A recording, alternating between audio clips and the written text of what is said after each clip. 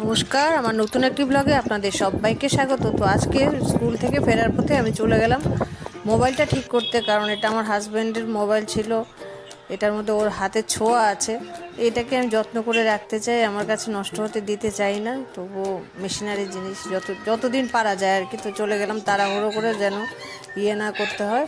তো এই জন্য দোকানটা গেলাম। সরলা বলে একটা দোকান আছে, ওদের 3-4টে দোকান নাকি আছে আমাদের বটতলার ওইখানে।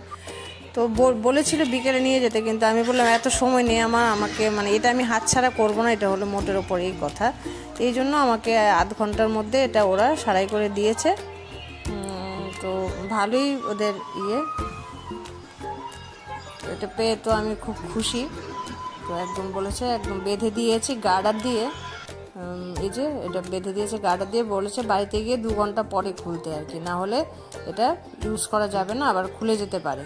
এই জন্য আমি নিয়ে এসেছি। আমি তো মহা খুশি যে আমি পুনরুদ্ধার তো করতে পারলাম। কালকে ভেঙে গেছে পরে আমার খুব কষ্ট হয়েছে মনে। তো এসছে আমার বাড়িতে বিকেলবেলা শেষদা আর ছোটদি, বাবার পিসি আর পিসো।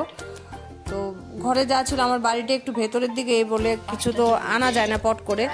তো ঘরে ছিল বিট, গাজর, পেঁয়াজও আছে, তারপর একটু আলুও কুচিয়ে নিয়েছি, একটু ক্রাশ করা বাদাম ভাজা থাকে ওইটাকে ক্রাশ করে দিয়েছি, একটু তিল দিয়েছি, দিয়ে যেরকম হয় কাঁচা লঙ্কা কুচিয়ে দিয়েছি, আর দিয়েছি বেসন আর চালের গুঁড়ো। এগুলি ছিল, একটু পকোড়ার মতো ভেজে দিয়েছি। যে বলছিল মুড়ি খাবো, তো মুড়ির সঙ্গে এটা দিলে বেশ ভালোই লাগবে, এই জন্য তাড়াহুড়ো তো এটাই করে দিয়েছি আর কি। দেখি এখন খেয়ে কি বলে, ভালো লাগলো কি। ভালো হয়েছে? হ্যাঁ, টেস্টি হয়েছে খেতে, খুব ভালো হয়েছে। এটা পকোড়া অন্য ধরনের পকোড়া, আমার কাছে খুবই ভালো। আপনি খেয়ে দেখতে পারেন মধুবিরা দপ্তর থেকে রেসিপিটা নিয়ে নেবেন এবং ঘরে বসে বানিয়ে খেয়ে ফেলতে পারেন। সুস্বাদু, খুব সুস্বাদু। কেমন হয়েছে সর্দি? ভালো হয়েছে। মুড়ির সঙ্গে খেতে বেশি ভালো লাগছে না? আর একদম এর মধ্যে আয়রন আছে, আয়োডিন আছে, ভিটামিন আছে, ক্যালসিয়াম আছে, সব ভালো ভালো জিনিস। ভালো ভালো জিনিস ঘরে বানানোর জিনিস, জমানো তেল নাই, একদম ভালো তেলে করা।